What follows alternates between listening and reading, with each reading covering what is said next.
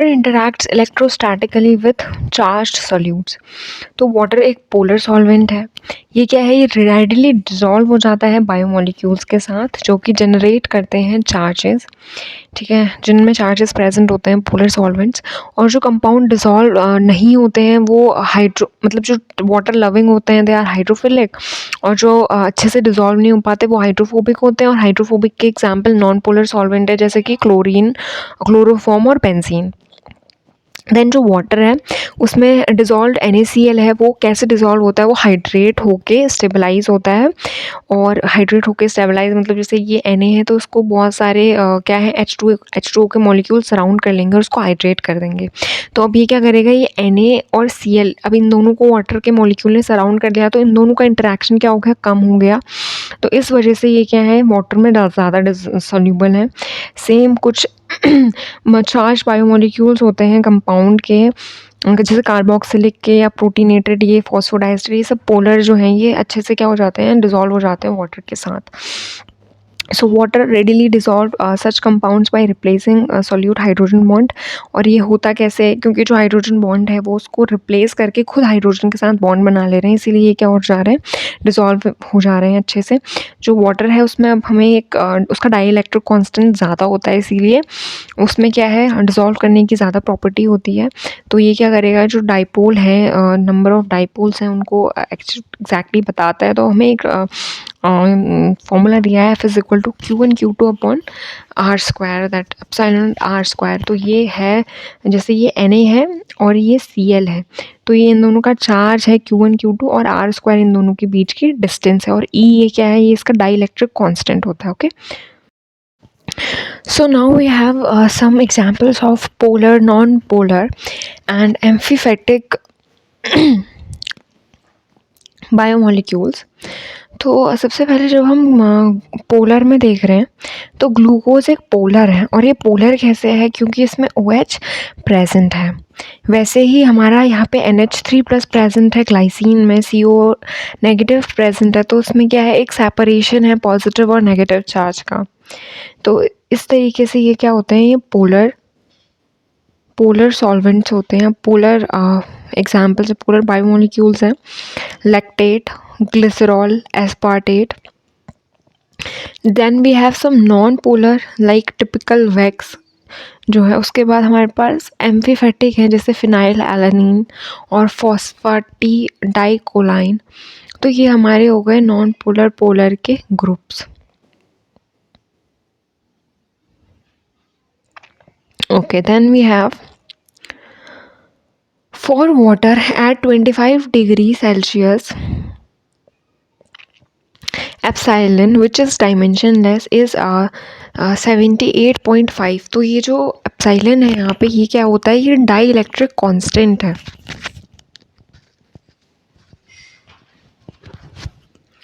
तो dielectric constant होता है 78.5।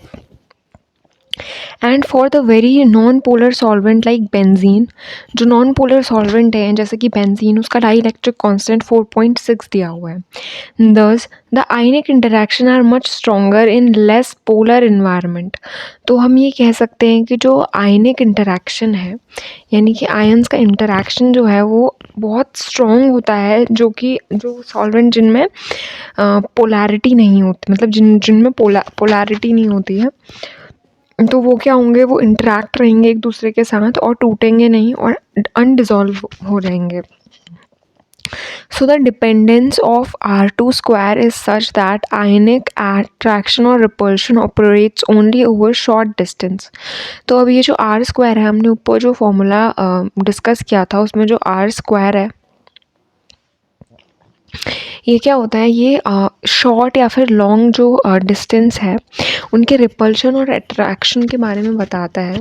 और इसकी जो रेंज होती है ये 10 से 40 नैनोमीटर तक की होती है। इस बात पे भी डिपेंड करती है कि वो कौन से वाले इलेक्ट्रोलाइटिक कंसनट्रेशन उस सॉल्वेंट में प्रेजेंट है। Then we have this diagram given which is water is as solvent. Water is as solvent, तो वाटर एक सॉल्वेंट की तरह है। तो water dissolve many crystal solids by hydrating their component ions. तो जो वाटर होता है वो क्या करता है, बहुत सारे क्रिस्टलाइन सॉलिड्स को, जैसे कि NaCl हो गया, ये सॉल्ट है, इनको आयनिक सॉल्ट, तो इनको क्या करता है, वो डिज़ोल्व करता है। उनकी जो आयनिक चार्ज है उनको पार्शियली न्यूट्रलाइज करके, और जो उनका इलेक्ट्रिकल अट्रैक्शन है उसको उस लैटिस के वीक करके अपने साथ हाइड्रोजन बॉन्डिंग करा के वो क्या करता है, उन्हें हाइड्रेट करता है। तो हमें इस डायग्राम में ना ये वाटर के मॉलिक्यूल दिए हैं, ये Na की दिए हैं और ये Cl की दिए हैं। तो अब ये जो Cl है इस तरीके से इसमें इसका हाइड्रेशन हो रहा है, और ये जो वाटर के मॉलिक्यूल हैं इसके साथ हाइड्रोजन बॉन्डिंग कर रहे हैं। सेम Na प्लस को ये ऐसे हाइड्रेट कर रहे हैं, और at the end of the day they are making it soluble. The next topic which we have is entropy increase as crystalline substance dissolves.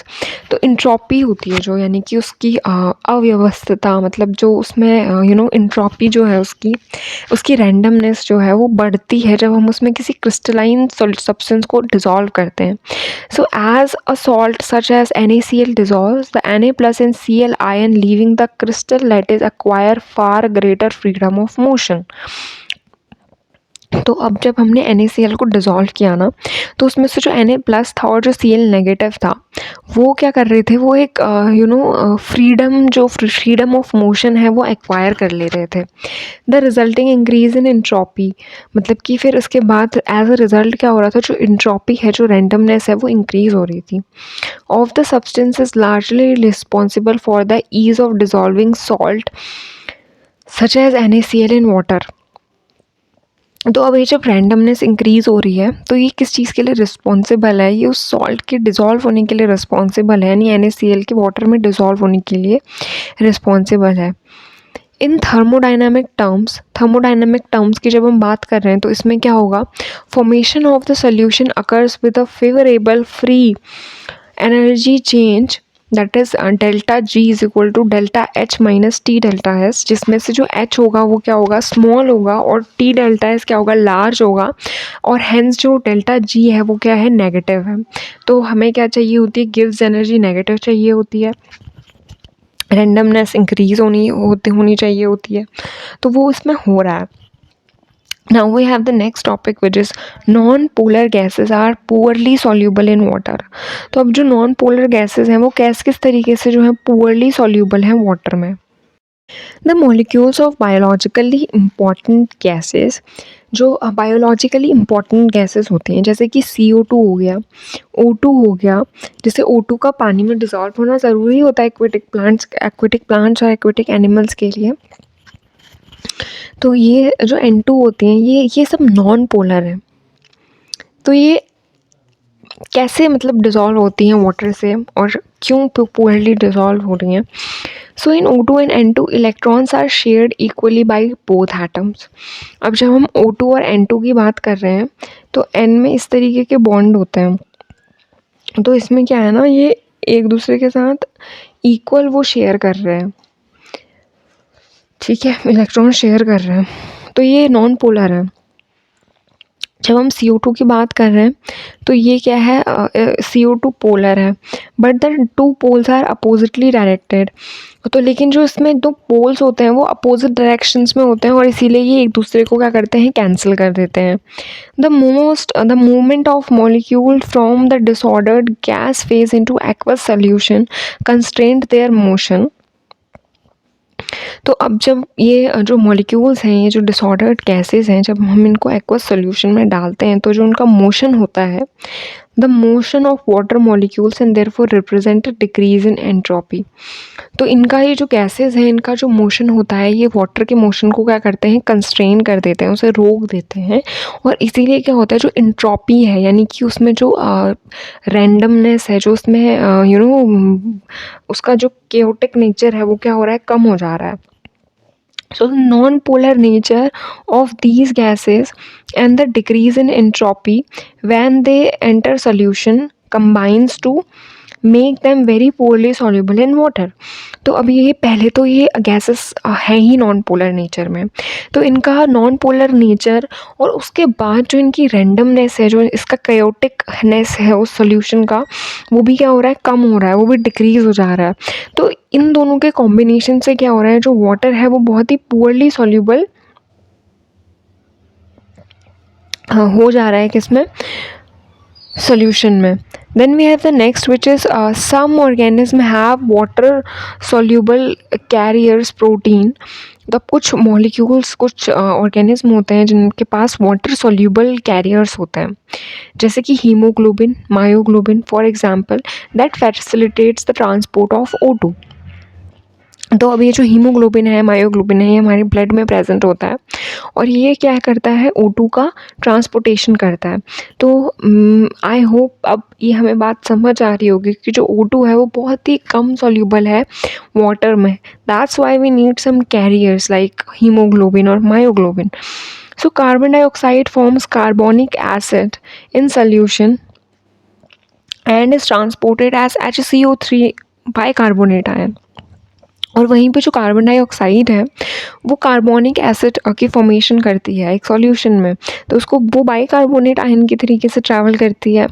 So bicarbonate is very soluble in water and hence जो हमारी body होती है उसमें जो CO2 carry होती है वो bicarbonate ion से ही होती है, और जो बाइकार्बोनेट आयन है वो बहुत ज़्यादा सॉल्यूबल है वाटर में। और bound to haemoglobin, two gases, जो दूसरी और दो गैसेस हैं जैसे कि NH3 and H2 also have biological roles in some organism. इनके भी बायोलॉजिकल रोल्स हैं कुछ ऑर्गेनिज्म में। And these gases are polar and dissolve readily in water. और ये वाली जो गैसेस होती हैं ये कैसी होती हैं, ये पोलर होती हैं और ये बहुत आसानी से क्या होती हैं, डिजॉल्व हो जाती हैं वाटर में। Now we have non-polar compounds force electrical unfavorable changes in the structure of water। तो अभी जो नॉन पोलर कंपाउंड्स होते हैं ये किस चीज़ को फ्लेवर करते हैं, ये एनर्जेटिकली जो अनफेवरेबल चेंजेस होते हैं वाटर के स्ट्रक्चर में उसे क्या करते हैं, ये फोर्स करते हैं। So when water is mixed with benzene और हेक्सेन, तो जब हम वाटर को मिक्स करते हैं बेंजीन से या फिर हेक्सेन से, टू फेजेस फॉर्म, तो इसमें दो फेज की फॉर्मेशन होती है। Neither liquid is soluble in the other, और ये एक दूसरे में सॉल्यूबल तो होते नहीं हैं। Non polar compound such as benzene and hexanes are hydrophobic. यानी बेंजीन और हेक्सेन जो होते हैं वो हाइड्रोफोबिक होते हैं, यानी पानी से दूर भागते हैं। So they are unable to undergo energetically favourable interactions with water molecule. तो अब ये जो हम जब इसमें कुछ जैसे हम बाहर से इसको चला रहे हैं फिर इस सोल्यूशन को जब हम हिला रहे हैं तो भी ये क्या है, ये क्योंकि ये इसमें हाइड्रोफोबिक हैं तो ये इंटरैक्शन नहीं करते हैं वाटर मॉलिक्यूल्स के साथ, कुछ भी कर लें हम उसमें, ठीक है। And they interfere with hydrogen bonding among water molecules. All molecules और ions in aqueous solution interferes with hydrogen bonding. तो जितने भी अब ये क्या करेंगे, ये इंटरफेयर करेंगे जो हाइड्रोजन बॉन्डिंग है वाटर की मॉलिक्यूल्स के साथ, उनके साथ। तो जितने भी मॉलिक्यूल्स होते हैं, आयन्स होते हैं जो कि एक्वस सॉल्यूशन में सॉल्यूबल भी होते हैं, तो वो हाइड्रोजन बॉन्डिंग के साथ इंटरैक्ट करते हैं, इंटरफेयर करते हैं of water molecules in their immediate vicinity. जो भी उनके विसिनिटी में वाटर मॉलिक्यूल्स प्रेजेंट हैं उनके साथ वो हाइड्रोजन बॉन्डिंग बनाएंगे। बट पोलर और charge solutes such as NaCl compensate for lost water water hydrogen bond by forming new solute water interactions. लेकिन अब जो पोलर सॉल्वेंट हैं जैसे कि NaCl हो गया, तो ये तो खुद ही हाइड्रोजन बॉन्डिंग कर ले रहे हैं हाइड्रोजन के साथ, है ना। तो ये एक सॉल्यूट और वाटर का क्या कर रहे हैं, इंटरैक्शन बना रहे हैं। The net change in enthalpy, अब जो नेट चेंज है एंथैल्पी में जो कि डेल्टा H है, for dissolving these solute is generally small. तो वो इन छोटे छोटे सॉल्यूट्स को डिज़ोल्व करने के लिए क्या होती है, छोटी होती है। So hydrophobic solutes however offer no such compensation. अब जो हाइड्रोफोबिक सॉल्यूट्स हैं वो ऐसा कुछ भी अपने साथ हाइड्रोजन बॉन्डिंग बना नहीं रहे, तो वाटर की जो हाइड्रोजन बॉन्डिंग लूज हो रही है उसको ये कंपनसेट नहीं कर रहा है, and their addition to water may therefore result in small gain of enthalpy। और अब ये जो वाटर है उसमें फिर क्या हो रहा है, थोड़ी सी इंथैल्पी में क्या हो रहा है, गेन हो रहा है उसकी। The breaking of hydrogen bond between water molecules take up energy from the system. और ये जो हाइड्रोजन बॉन्ड की ब्रेकिंग है एक सिस्टम में, वो किससे हो रही है, वो एनर्जी जो है सिस्टम की वो उसको क्या कर रही है, वो उसको ले लेती है। So further, more dissolving hydrophobic compounds in water produce a measurable decrease in entropy। तो अगर हम और ज़्यादा हाइड्रोफोबिक कंपाउंड्स को वाटर में डिज़ोल्व करने की कोशिश करें तो ये क्या करेगा, इंट्रोपी को और कम कर देगा। So water molecules in immediate vicinity of a non polar solutes are constrained in their possible orientation as they form. तो अब ये जो वाटर की विसिनिटी में जब ये नॉन पोलर सॉल्यूट्स आते हैं तो इमीडिएटली ये क्या करते हैं, ये सिकुड़ जाते हैं, कंस्ट्रेन हो जाते हैं, और जो उनकी पॉसिबल ओरिएंटेशन वो हो सकती है वो अपनी बना लेते हैं। A highly ordered cage like shell around each solute molecule. तो इसमें जैसे उसने एक हाईली केज यानी पिंजरे की तरीके से एक शेल बना ली उसने। So these water molecules are not as highly oriented as those in कैथरेट्स। तो अब ये जो वाटर मॉलिक्यूल्स होते हैं ये इतने ज़्यादा ओरिएंटेड तो नहीं होते हैं जैसे कि कैलेथरेट्स में होते हैं। So crystalline compounds of non polar solutes and water but the effect in the same in both the cases. तो अब ये जो क्रिस्टलाइन कंपाउंड्स हैं नॉन पोलर सॉल्यूट्स के और वाटर के, उनका इफेक्ट तो सेम होता है दोनों ही केसेस में। The ordering of water molecule reduces enthalpy. और ये जो ऑर्डर है किसका, वाटर मॉलिक्यूल्स का, वो क्या करता है, रिड्यूस कर देता है एंट्रोपी को, यानी कम कर देता है। The number of ordered water molecule and therefore the magnitude of entropy decreases. तो ये जो मैग्नीट्यूड है एंट्रोपी का ये भी डिक्रीज होता है। is proportional to the surface area of hydrophobic solutes enclosed within the cage of water molecule. तो अब ये जो सरफेस है जो हाइड्रोफोबिक सॉल्यूट है उसमें, तो ये जो केज है वो बनाता है water molecules. Okay, then we have the free energy change for dissolving a non polar solute in water is thus unfavourable. तो अब ये जो फ्री एनर्जी चेंज है जिससे कि एक नॉन पोलर सॉल्यूट वाटर में डिजॉल्व होगा वो अनफेवरेबल हो गई। So delta G is equal to delta H minus T delta S, where delta H has a positive value and delta S has a negative value and delta G has a positive value। तो अब ये energetically unfavourable reactions बना देते हैं क्योंकि delta G क्या है, positive हो रहा है, मतलब कि ये डेल्टा G नेगेटिव होना चाहिए था। जब हमने इससे पहले भी हमने जब फिजिकल इवोल्यूशन पढ़ा था उसमें भी। Now we have the next topic which is अब हम एलिफेटिक कंपाउंड्स के लिए पढ़ेंगे। So aliphatic compounds contain regions that are polar और charged and regions that are non polar. तो एम्फीफैटिक में क्या होता है ना, कुछ रीजन्स होते हैं जो कि पोलर होते हैं, यानी एक रीजन जो होगा वो पोलर होगा और दूसरा वाला क्या होगा, नॉन पोलर होगा। So when an amphipathic solution is mixed with water, the polar, that is hydrophobic region interacts favorable with the solvent and tends to dissolve, but the non-polar hydrophobic region tends to avoid contact with the water। तो ये एक Michel की formation करेंगे क्योंकि जो non polar वाला होगा वो अपने आप को अंदर एक क्लस्टर की तरीके से क्या करेगा, बांध देगा जैसे इसमें लिखा है, और जो हाइड्रोफिलिक होगा वो ऊपर की तरफ आ जाएगा और ये एक मिशेल की फॉर्मेशन करेंगे। सो मैनी हंड्रेड और थाउजेंड ऑफ मॉलिक्यूल्स जो होते हैं वो बनते हैं, जो इनका फोर्स है जो नॉन पोलर रीजन का है वो एक साथ आ जाता है और इसको हम हाइड्रोफोबिक इंटरेक्शन कहते हैं। इसमें डायग्राम हमें दिया हुआ है जो हम अभी डिस्कस करेंगे।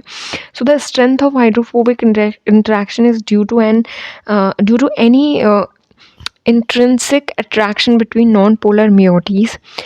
तो ये जो हाइड्रोफोबिक इंटरेक्शन है ये इस वजह से नहीं है कि जो नॉन पोलर मायोटीज़ हैं उनके बीच में कोई इंटरेक्शन हो रहा है, rather it is result the system achieving greater thermodynamic stability. by minimizing the number of ordered water molecule required to surround hydrophobic portions of the solute. तो we have many biomolecules जैसे कि amphipathic protein pigment certain vitamin sterols फॉस्फोडाइस्ट phospholipids membrane जो जितने भी polar non polar surface region होते हैं cell के so structure components of these molecules are stabilize by hydrophobic interactions और ये सब क्या है हाइड्रोफोबिक हैं तो ये सब किससे स्टेबलाइज होते हैं हाइड्रोफोबिक इंटरैक्शन से क्या होते हैं स्टेबलाइज होते हैं. So hydrophobic interactions among lipids and between lipid and protein are the most important determinant of structure in biological membrane. तो ये जो हाइड्रोफोबिक इंटरैक्शंस होते हैं लिपिड्स के बीच में प्रोटीन्स के बीच में यही क्या होते हैं बहुत इंपॉर्टेंट होते हैं किसी भी बायोलॉजिकल मेम्ब्रेन का स्ट्रक्चर को डिटरमाइन करने के लिए स्ट्रक्चर को बताने के लिए. So hydrophobic interaction between non polar amino acid stabilize the 3 dimensional structure of protein. अब ये जो हाइड्रोफोबिक इंटरैक्शन है इन्हीं की वजह से जो नॉन पोलर अम्यूनो एसिड होती हैं वो 3 डायमेंशन में एक प्रोटीन की क्या होती हैं स्टेबलाइज स्ट्रक्चर बनाती हैं.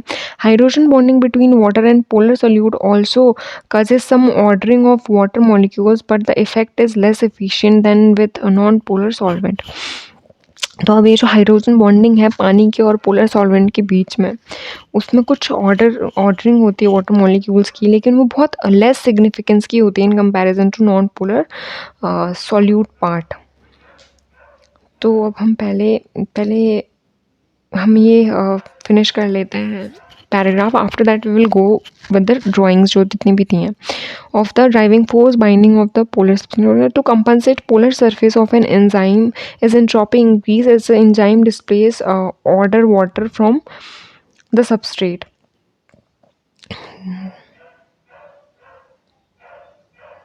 Okay, तो now we will go with the diagrams which is given. सबसे पहले ये है हमें यहाँ पे दिया हुआ है पोलैरिटी दी हुई है हमें ऊपर पढ़ा था जो पैराग्राफ उसमें हमने पढ़ा कि नाइट्रोजन जो है ऑक्सीजन है वो नॉन पोलर है. तो नॉन पोलर कैसे हैं वो उनका स्ट्रक्चर ये होता है.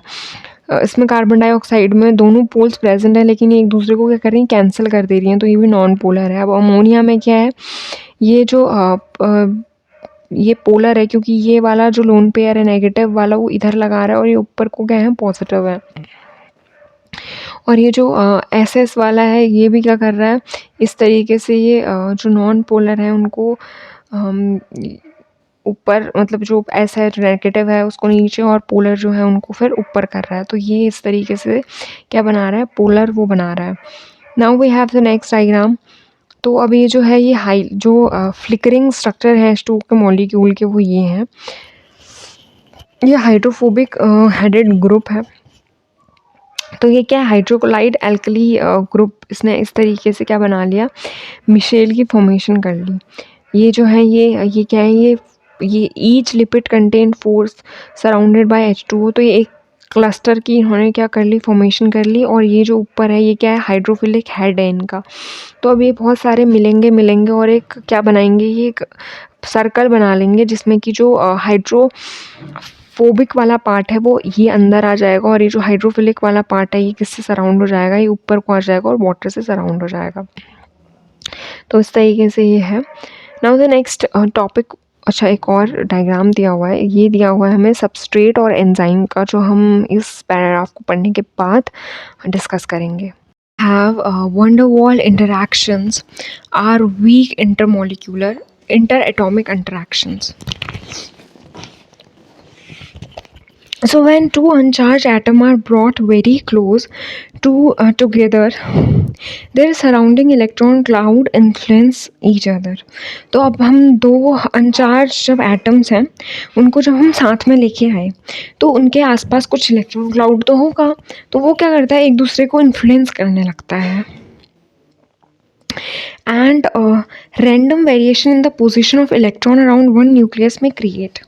और हो सकता है कि जैसे ये एक एटम है और ये इसकी इलेक्ट्रॉन है तो उनमें क्या है एक रैंडम शिफ्ट हो सकता है कि ये एक तरफ को आ गया फिर उनकी जो ट्रांजिशन है उसमें पोल्स क्रिएट हो सकते हैं.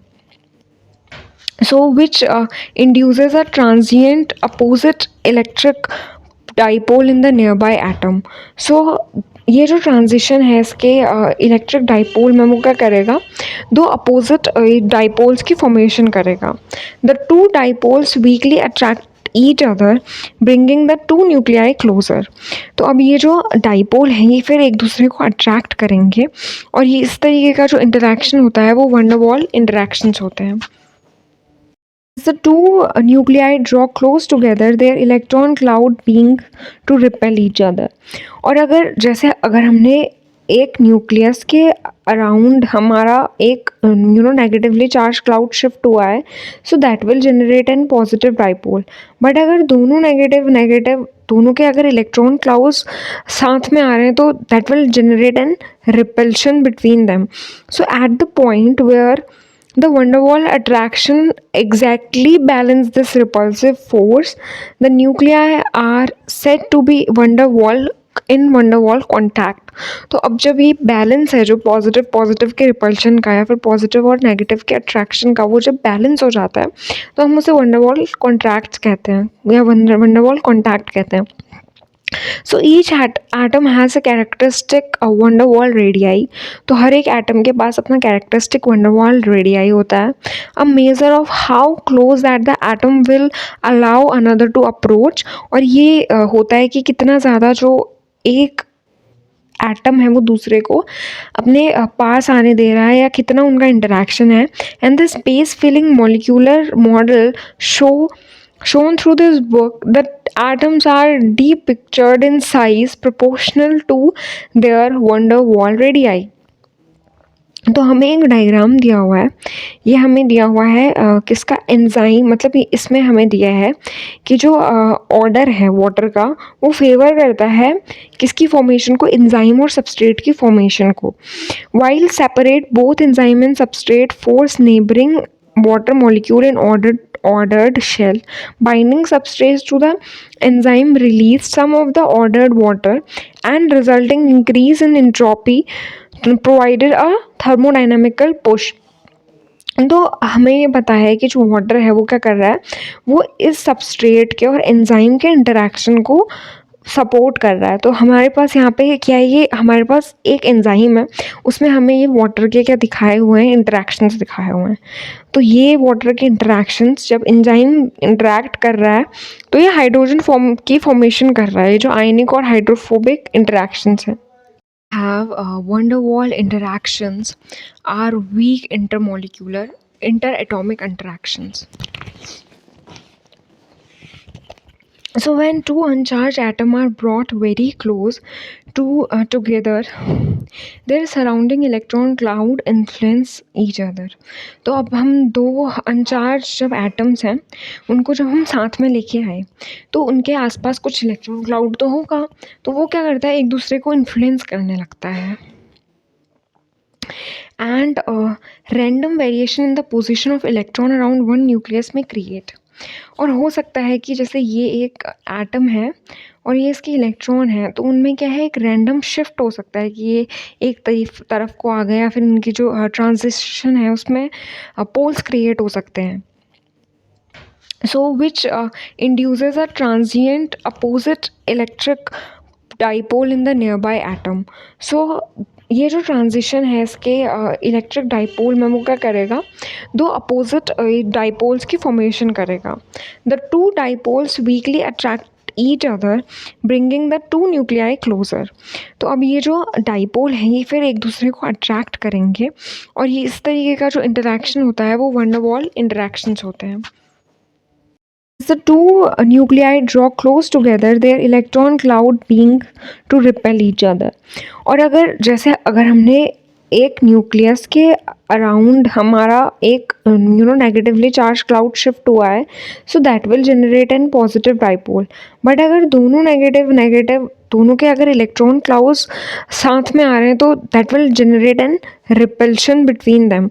सो at the point where the van der Waal attraction exactly balance this repulsive force, the nuclei are said to be van der Waal in van der Waal contact.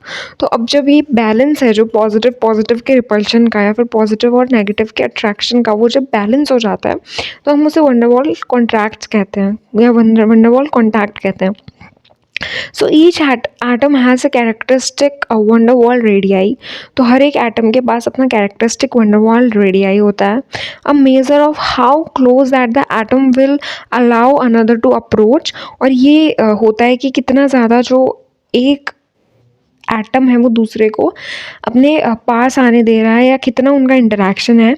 And the space filling molecular model shown through this book that atoms are depictured in size proportional to their van der Waal radii। तो हमें एक diagram दिया हुआ है, ये हमें दिया हुआ है किसका, एंजाइम, मतलब इसमें हमें दिया है कि जो ऑर्डर है वाटर का वो फेवर करता है किसकी फॉर्मेशन को, एंजाइम और सबस्ट्रेट की फॉर्मेशन को। While separate both enzyme and substrate force neighbouring water molecule in ordered shell. Binding substrates to the enzyme release some of the ordered water and resulting increase in entropy provided a thermodynamical push। तो हमें ये पता है कि जो water है वो क्या कर रहा है, वो इस सबस्ट्रेट के और एंजाइम के इंटरेक्शन को सपोर्ट कर रहा है। तो हमारे पास यहाँ पे क्या है, ये हमारे पास एक एंजाइम है, उसमें हमें ये वाटर के क्या दिखाए हुए हैं, इंटरेक्शंस दिखाए हुए हैं। तो ये वाटर के इंटरेक्शंस जब एंजाइम इंटरेक्ट कर रहा है तो ये हाइड्रोजन फॉर्मेशन कर रहा है, जो आयनिक और हाइड्रोफोबिक इंटरेक्शंस हैं।